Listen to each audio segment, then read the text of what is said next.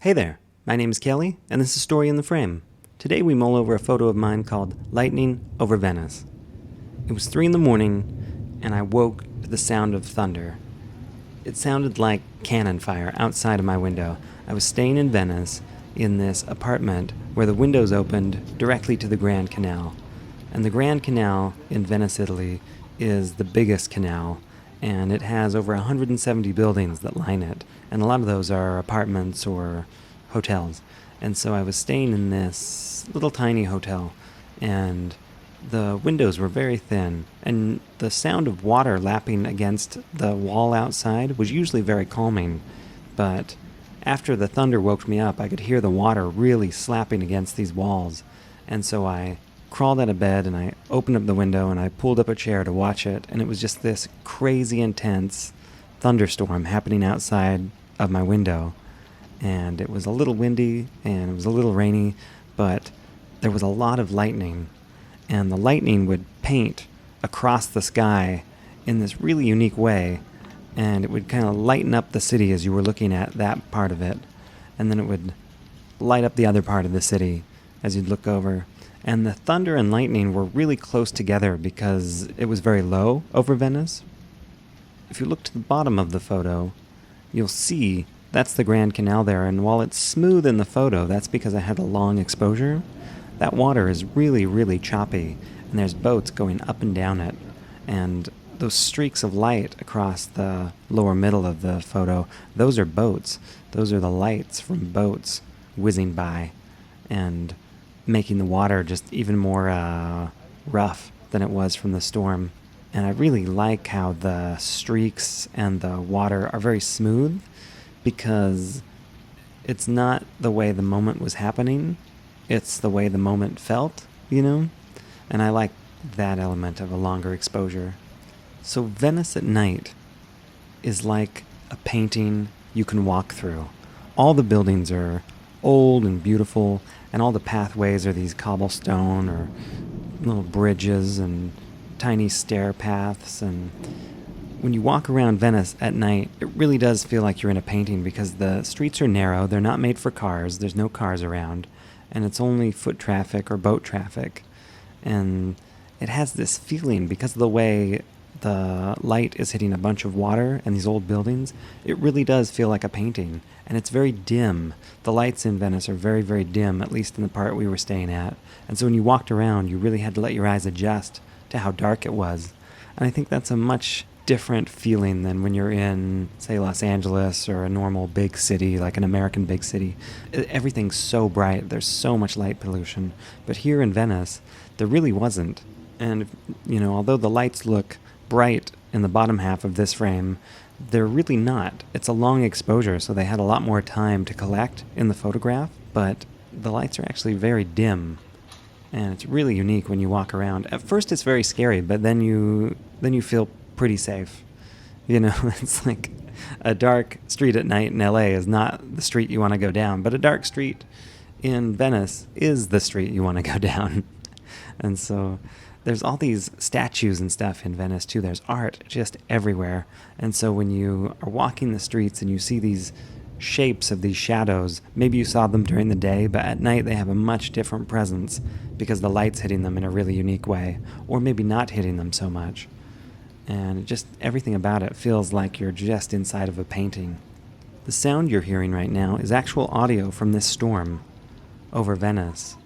And so I'll give you a chance to just listen to it so you can hear how close and low it sounds. The clouds in Venice were also really, really low to the ground, which I thought was very unique. And I hadn't really seen that in a place where the clouds felt so low. It felt like they were just right on top of the buildings there. And that's how this lightning felt, is like it was just right above the buildings.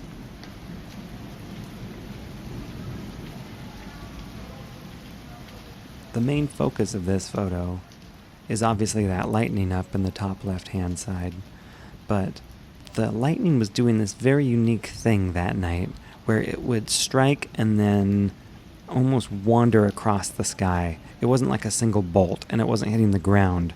It was flashing across the air and making streaks across the air, these little zigzag patterns, or making these little curly cues. And I had never seen lightning do that either. It was very unique to me. And so I really wanted to sit and absorb what I was seeing. So Venice, Italy is a city in Italy's northeast region, and it's built on a group of islands connected by bridges. And Venice is the capital of Italy's Veneto region. It's about 160 square miles total area, but it's only 3 feet of elevation. Venice's biggest canal, which is this Grand Canal you're looking at, it divides Venice into 2 regions, and the population of Venice is actually decreasing, mainly because of high maintenance cost, and so eventually there will be more tourists there than permanent residents, and there will be very, very few permanent residents there. The first public casino was opened here in Venice in 1638. In 1609, Galileo Galilei used the bell tower of the San Marco Campanile here to make a demonstration of his telescope. And the San Marco Campanile is, you've seen it 100 times. It's like the famous St. Mark's Square, and it's the big bell tower there.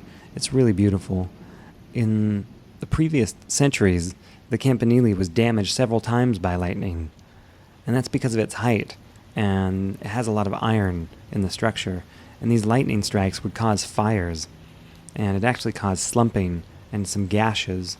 And so finally in 1776 they added a lightning rod to diffuse the discharge. And lightning is an electrical discharge that's caused by electrical imbalances between the storm clouds and the ground, or sometimes within the clouds themselves. So most lightning occurs within the clouds. It's called sheet lightning, which describes a distant bolt that lights up the entire cloud base. And other visible bolts may appear as bead bolts or ribbon bolts or rocket lightning. And during a storm, colliding particles of rain and ice or snow inside the storm clouds increase this imbalance. And so storm clouds and the ground often have different charges, and a negative charge will bolt out to reset the balances, to balance out this imbalance of electrical charge.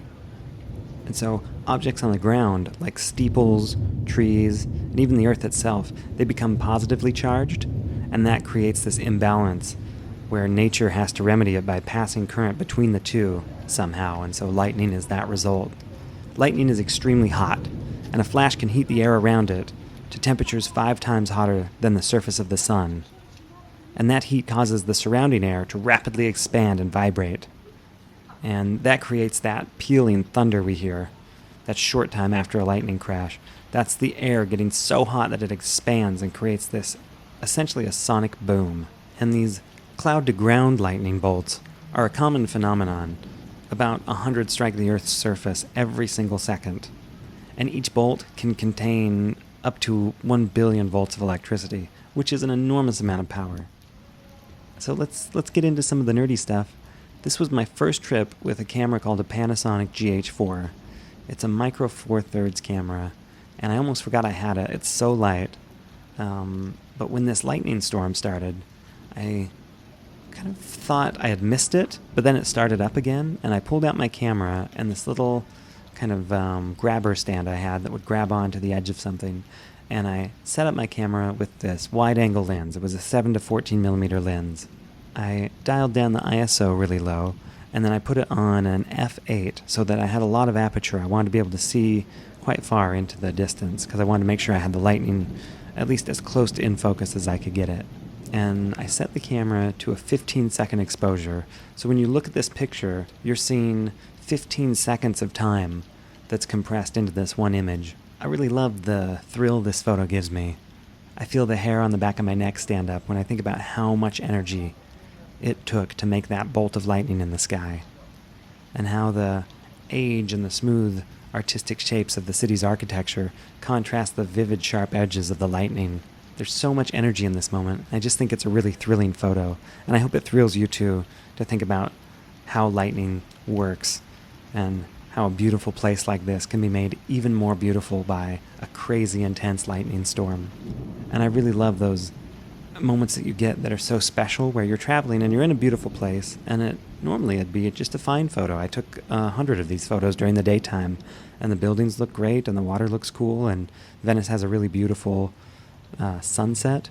But I really liked this moment with the lightning over it. It was the combination of multiple things happening at the same time that I think really made this photo special to me, and I hope special to you. You can buy this and many of my other prints at kellyking.us. Don't forget to wake up if you hear some interesting weather outside. You might just stumble into a beautiful moment that you'll never forget. Next week, we swim with stingrays.